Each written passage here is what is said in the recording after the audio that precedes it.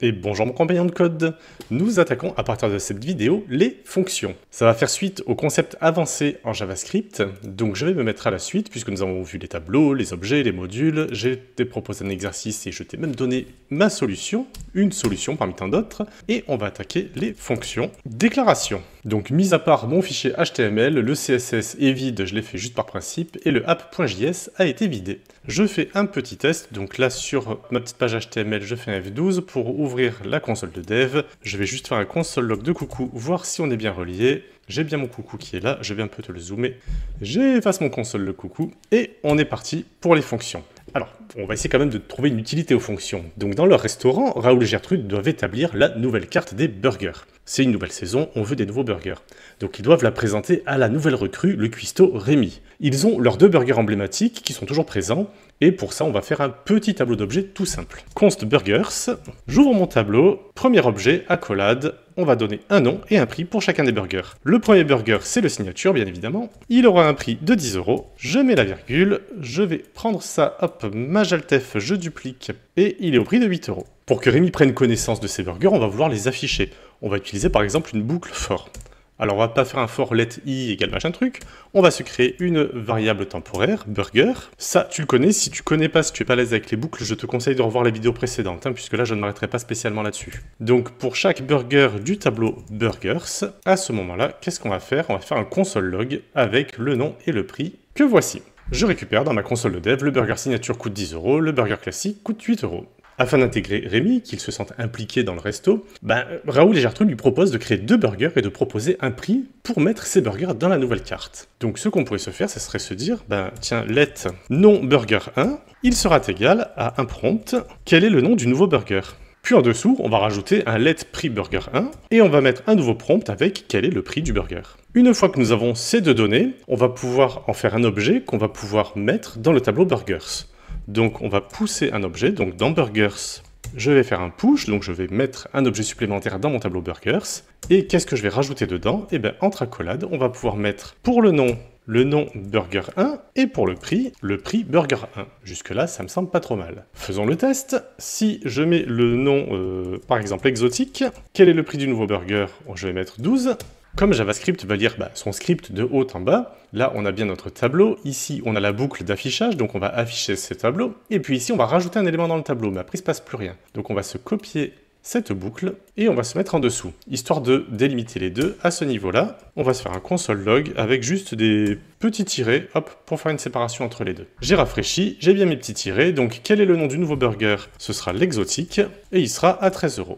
Et effectivement, après mes petits tirets qui sont ici, j'ai bien le signature et le classique qu'on retrouve ici. Et comme j'ai pushé un nouveau burger dans le tableau, j'ai bien le burger exotique qui coûte 13 €. Donc il est dans une mémoire, on va dire, vive. Si je rafraîchis, bien évidemment, je retrouve seulement ces deux burgers. Ici, on n'a pas encore de persistance des données. On verra ça un petit peu plus tard. Imaginons maintenant qu'on dise à Rémi, on veut un autre burger.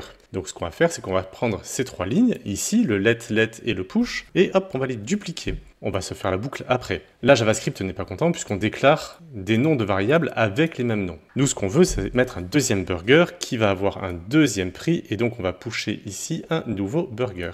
Donc on a bien deux séries de codes différentes. Une fois qu'on aura inclus nos deux burgers dans le tableau, on pourra afficher notre nouvelle liste de burgers. Faisons le test.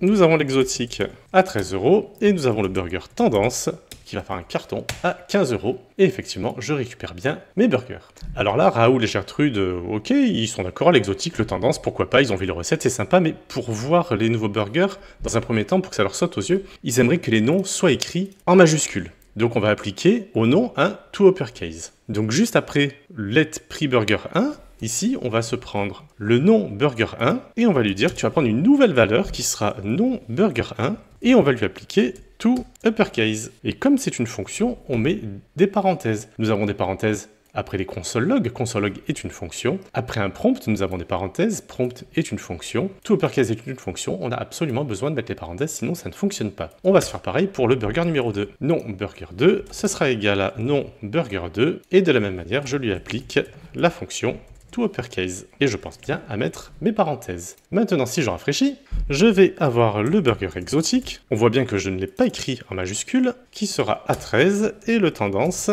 qui sera à 15. Et là, on voit que nous avons bien nos noms qui apparaissent en majuscule. Ok, le tout uppercase a bien fonctionné. Mais là, on voit rapidement avec ce simple exemple de simplement 2 burgers avec 2 données par burger, qu'on va avoir un problème si on ajoute un burger en plus, ou si on veut faire une modification quelconque, comme mettre le nom en minuscule ou seulement la première lettre en majuscule. À tout moment, on va se tromper sur un des burgers, on peut faire une faute de frappe, on peut oublier un endroit qu'on va modifier, et là, ça peut entraîner des erreurs qui sont parfois difficiles à détecter ou identifier dans tout notre code.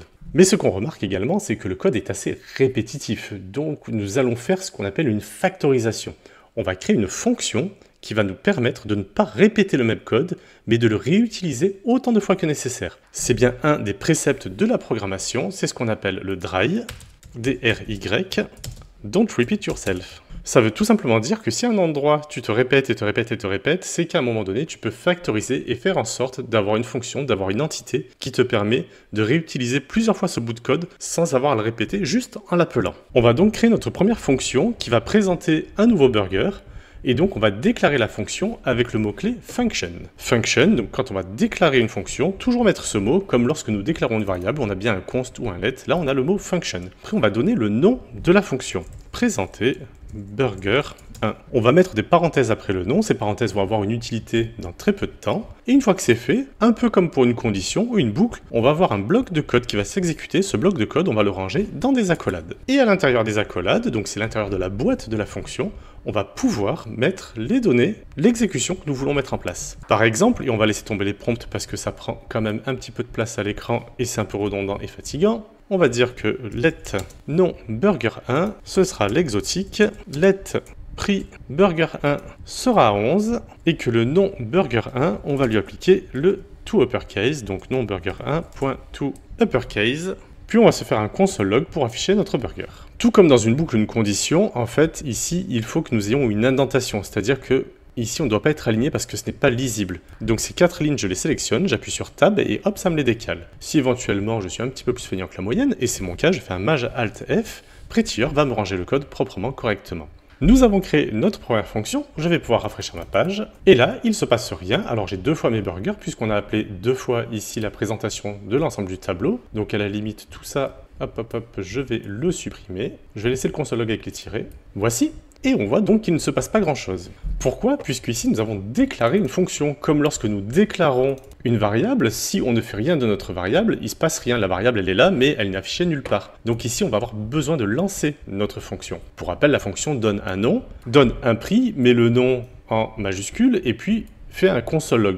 On aurait pu faire un push dans le tableau, pourquoi pas, peu importe. Mais là, du coup, c'est déclaré, mais on n'en fait rien. Donc là, on va maintenant appeler notre fonction pour qu'elle soit exécutée. Présenter burger 1, c'est une fonction, je pense à mettre les parenthèses, et là, aux joies, j'ai une ligne qui apparaît. Si je la duplique 3 fois, ça apparaît 3 fois. Ce qui veut dire qu'à tout moment, je peux rappeler une fonction pour l'utiliser là où j'en ai besoin. Donc pour résumer, ici JavaScript va lire un tableau. Ok, super, j'ai un tableau, je l'ai lu, je suis content. Tiens, là j'arrive dans une boucle for, j'ai un console log. Je fais un console log, j'ai besoin de récupérer les informations dans le tableau. Donc il va remonter, prendre les informations dans le tableau et faire les 2 console logs qui sont ici. Il va descendre ici, il va exécuter ce console log. Ici, il va avoir une fonction, il va lui passer le bonjour. Tiens, salut fonction, tu vas bien? Ok, bon bah, t'as besoin de rien, je m'en vais. Et puis il arrive à la ligne 27, ici, il se dit, ah, il faut que j'exécute cette fonction. Je retourne chercher ma fonction, je peux aller dessus, ici je fais un contrôle, clic, et hop, ça me met en surbrillance la fonction. Et si la fonction était dans un autre fichier, ça nous ouvrirait l'autre fichier, ça c'est bien pratique, on verra ça un petit peu plus tard. Et une fois que la fonction est exécutée, eh ben, il va continuer à lire le code.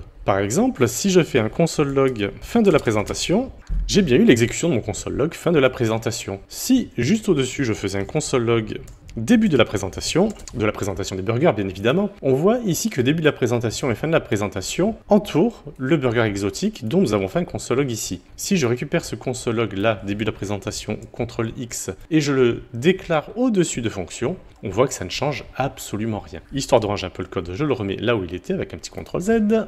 Et maintenant, on va pouvoir présenter notre burger numéro 2. Donc, je vais faire un petit peu d'espace ici, je vais sélectionner l'ensemble de ma fonction, Maj Alt flèche du bas, je vais dupliquer, et là, JavaScript va râler parce que présenter burger 1 a déjà été déclaré. Tout comme une variable, on ne peut pas avoir 2 variables qui ont le même nom, on ne peut pas avoir 2 fonctions qui ont le même nom. Donc, je vais l'appeler ici 2, le burger 2 avec un prix 2, le nom 2 va prendre un uppercase, et dans le console log en dessous, je vais mettre 2 et 2, Ici en nom, on va changer, on va se mettre un tendance, et il sera à 13. Et maintenant, je vais pouvoir, entre début de la présentation et fin de la présentation, lancer la fonction présenter burger 2.